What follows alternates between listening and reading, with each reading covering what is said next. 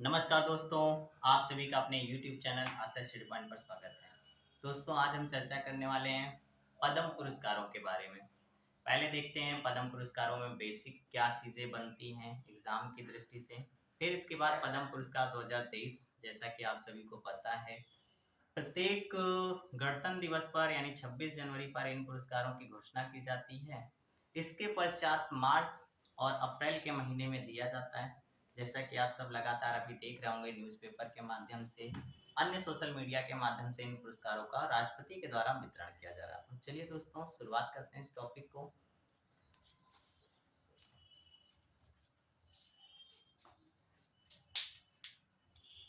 पद्म पुरस्कारों की दोस्तों अगर हम बात करते हैं तो पहला पॉइंट इंपॉर्टेंट होता है स्थापना की। स्थापना की बात करें दोस्तों तो 2 जनवरी 1954 यानी 1954 से इन पुरस्कारों की शुरुआत की गई। दूसरा क्वेश्चन दोस्तों यही बन जाता है, ये पुरस्कार किसके द्वारा दिया जाता है? तो इन पुरस्कारों को दोस्तों भारत के राष्ट्रपति के द्वारा दिया जाता है। यानी कहने का हमारा तात्पर्य ये है कि जो भी वर्तमान में भारत के राष्ट्रपति के पद पर कार्यरत होगा, वही इन पुरस्कारों की घोषणा के बाद इन पुरस्कारों को वितरण करता है। अब दोस्तों बात करते हैं कि पद्म पुरस्कार का महत्व क्या है नागरिक क्षेत्र में। तो दोस्तों हम बात करें पद्म पुरस्कार, भारत रत्न के बाद पद्म अलंकरण दूसरा सबसे बड़ा नागरिक सम्मान है। ध्यान दीजिएगा, क्वेश्चन अगर पूछा जाए नागरिक क्षेत्र का सबसे बड़ा भारत का कौन सा पुरस्कार है, तो भारत रत्न है। भारत रत्न के बाद जो आता है हमारा पद्म पुरस्कारों की लिस्ट आती है, उसमें बात करते हैं दोस्तों तो पद्म पुरस्कार द्वितीय नंबर का सिविलियन अवार्ड माना जाता है। नेक्स्ट पॉइंट दोस्तों बात करें, जैसा कि हम बता चुके हैं, पद्म पुरस्कारों की घोषणा हर साल गणतंत्र दिवस यानी रिपब्लिक डे 26 जनवरी पर, इस अवसर पर इसकी घोषणा की जाती है। अब देखते हैं दोस्तों इसमें कौन कौन लोग शामिल होते हैं, किन किन क्षेत्रों में इन पुरस्कारों को दिया जाता है। तो एक प्रकार से हम ये कह सकते हैं कि लगभग सभी क्षेत्रों में विशिष्ट योगदान करने वाले व्यक्तियों को दिया जाता है। जैसे आप जानते हैं, यह पुरस्कार कला, समाज सेवा, लोक कार्य, विज्ञान और इंजीनियरिंग, व्यापार और उद्योग, चिकित्सा यानी मेडिसिन, साहित्य और शिक्षा, लिटरेचर एंड एजुकेशन, खेलकूद, सिविल सेवा इत्यादि क्षेत्रों में दिया जाता है। तो दोस्तों ये बेसिक जानकारी हुई। अब हम देखते हैं पद्म पुरस्कारों की कितनी श्रेणियां हैं, इन पुरस्कारों को किस किस तरीके से, किन किन व्यक्तियों का नॉमिनेशन किस तरीके से किया जाता है, किस योगदान के लिए पुरस्कार दिया जाता है। दोस्तों अगर हम बात करते हैं तो पद्म पुरस्कारों की 3 श्रेणियां होती हैं। पहले नंबर पे बात करते हैं तो आपका पद्म विभूषण आता है, जो सबसे बड़ा पुरस्कार है पद्म पुरस्कार में। दूसरा आता है आपका पद्म भूषण और तीसरा आता है पद्मश्री। अब इनमें भी दोस्तों क्या होता है कि इनमें भी एक विशेषता होती है जिसके अनुसार इन पुरस्कारों को दिया जाता है। पद्म विभूषण की बात करें तो असाधारण और विशिष्ट सेवा के लिए दिया जाता है। पद्म भूषण की बात करते हैं तो उत्कृष्ट कोटि की विशिष्ट सेवा के लिए दिया जाता है। लास्ट में पद्मश्री के बारे में बात करते हैं तो किसी भी क्षेत्र में विशिष्ट सेवा के लिए दिया जाता है। तो यानी आपने बेसिक जानकारी पद्म अलंकरण के बारे में देखा, शुरुआत कब किया गया और इनके कितने प्रकार हैं, नागरिक क्षेत्र का द्वितीय सम्मान है। अब दोस्तों चर्चा करने वाले हैं पद्म अलंकरण पुरस्कार 2023, जो महत्वपूर्ण बनेगा आपके पेपर की दृष्टि से। इस सेक्शन को आप करंट अफेयर्स के अंतर्गत देखेंगे। पहला ही क्वेश्चन दोस्तों अगर बेसिक तौर पे हम बात करें तो पद्म अलंकरण पुरस्कार 2023 कितने व्यक्तियों को दिया गया, तो 106 व्यक्तियों को। आपको पूरे नाम तो नहीं याद करने हैं, लेकिन संख्या याद करनी है, यहाँ से पेपर में आपका इंपॉर्टेंट बनता है। दोस्तों हम बात करते हैं इसमें तो 106 पुरस्कारों में आपका जो पद्म विभूषण की लिस्ट रही है वो 6 व्यक्तियों की रही है। पद्म भूषण की दोस्तों बात करते हैं तो पद्म भूषण में आपके 9 व्यक्तियों की लिस्ट रही है। और पद्म श्री के बारे में दोस्तों बात करते हैं तो वो आपकी 90 बन रही है। यानी टोटल अगर दोस्तों हम बात करते हैं तो 106 व्यक्ति हो जाते हैं। अब देखिए पेपर की दृष्टि से जो इंपॉर्टेंट क्वेश्चन बनेंगे उसमें आपकी पद्म विभूषण की पूरी लिस्ट इंपॉर्टेंट होती है, क्योंकि इसमें नामों की संख्या कम होती है। तो यहाँ पर हम जानकारी के तौर पर 3 चीजों के बारे में चर्चा करेंगे। किन व्यक्तियों को दिया गया, उनका संबंध किस क्षेत्र से है और वह किस राज्य से संबंधित है। तो चलिए चर्चा करते हैं।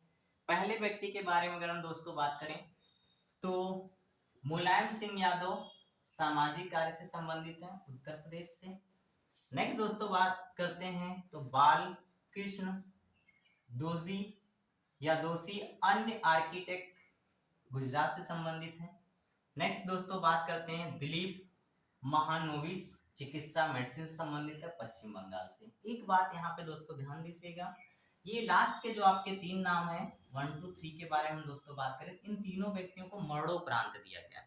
ठीक है, तो ये इंपॉर्टेंट पॉइंट है। मुलायम सिंह है, बालकृष्ण है, दिलीप महानोविस है, ये तीनों ही व्यक्तियों को मरणोपरांत दिया गया। अन्य नामों की बात करते हैं तो 4th और 5th और 6th नंबर पे आपके आते हैं एस एम कृष्णा, समाज कार्य या सामाजिक कार्य के लिए कर्नाटक से हैं। नेक्स्ट जाकिर हुसैन है, कला से संबंधित है, महाराष्ट्र से संबंधित है। श्रीनिवास वर्धन है, आपके विज्ञान एवं इंजीनियरिंग से संबंधित है, ये आपके विदेशी यानी एनआरआई हैं, अमेरिका से। तो दोस्तों हम ये कह सकते हैं पद्म पुरस्कारों में विदेशियों को भी शामिल किया जाता है, एनआरआई को भी शामिल किया जाता है।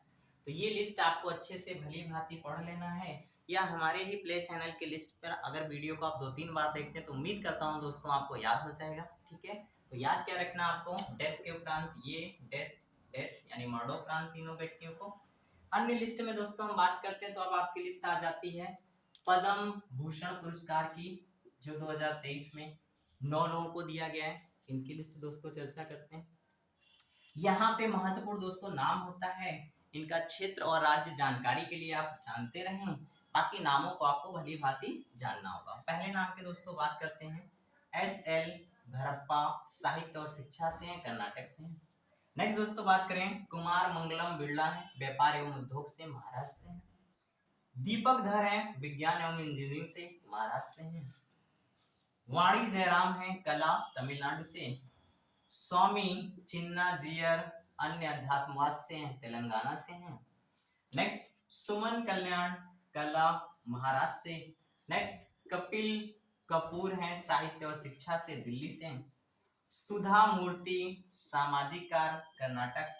नेक्स्ट लास्ट नाम है दोस्तों कमलेश डी पटेल, अन्य अध्यात्मवाद, तेलंगाना से। यानी हम बात करें दोस्तों 1 2 3 4 5 6 7 8 और ये 9।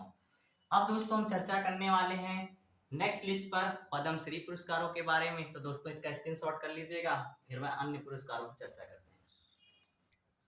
दोस्तों पद्मश्री पुरस्कार 2023 की एक बड़ी सी लिस्ट है, 91 नाम है यानी 91 नाम है। तो देखिए यहाँ से जो क्वेश्चन अगर बनेगा तो केवल आपसे पूछेगा 2023 में कितने लोगों को पद्मश्री पुरस्कार दिया गया, तो 91 यानी 91 लोगों को।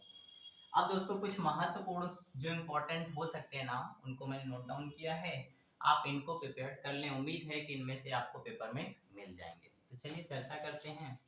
पहले नाम पे हम चर्चा करते हैं सुषमा आचार्य, अन्य अध्यात्मवाद, हरियाणा से हैं। दूसरा नाम दोस्तों अगर हम बात करें जोधिया बाई बैगा, कला, मध्य प्रदेश से। तीसरे नाम के बारे में दोस्तों बात करते हैं प्रेमजीत बारिया, कला, दादरा और नागर हवेली से हैं। चौथे नाम के बारे में दोस्तों बात करते हैं उषा बारले, कला, छत्तीसगढ़ से। पांचवें नाम के बारे में बात करते हैं दोस्तों मुनीश्वर चंदावर, चिकित्सा, मध्य प्रदेश से हैं। नेक्स्ट छठे पे बात करते हैं दोस्तों हेमंत चौहान, कला, गुजरात से हैं। नेक्स्ट बात करते हैं दोस्तों भानु भाई चित्रकला, गुजरात से हैं। 8वें नंबर पे दोस्तों बात करते हैं आनंद कुमार, साहित्य और शिक्षा, बिहार से रिलेटेड हैं। सभी लोग आनंद कुमार के बारे में जानते होंगे, सुपर 30 के बारे में आपने सुना होगा, उन्हीं क्लास को चलाते हैं। 9 पे बात करें दोस्तों रवीना टंडन के बारे में, कला से रिलेटेड है, महाराष्ट्र से हैं। 10th पे दोस्तों बात करते हैं अहमद हुसैन एवं मोहम्मद हुसैन, कला, राजस्थान से। इन्हें संयुक्त रूप से दोनों लोगों को दिया गया। नेक्स्ट नाम पे बात करते हैं दोस्तों रमेश परमार एवं शांति परमार हैं, कला, मध्य प्रदेश से। एंड लास्ट नाम पे दोस्तों बात करते हैं वार्ड बेल गोपाल और मासी, सामाजिक कार्य, तमिलनाडु से संबंधित हैं। तो उम्मीद करता हूँ दोस्तों ये वीडियो आपको पसंद आएगी। चैनल पर नए हैं तो चैनल को लाइक करिए, सब्सक्राइब करिए, अपने मित्रों तक शेयर करिए। Thank you. नेक्स्ट वीडियो में मिलते हैं नए टॉपिक के साथ।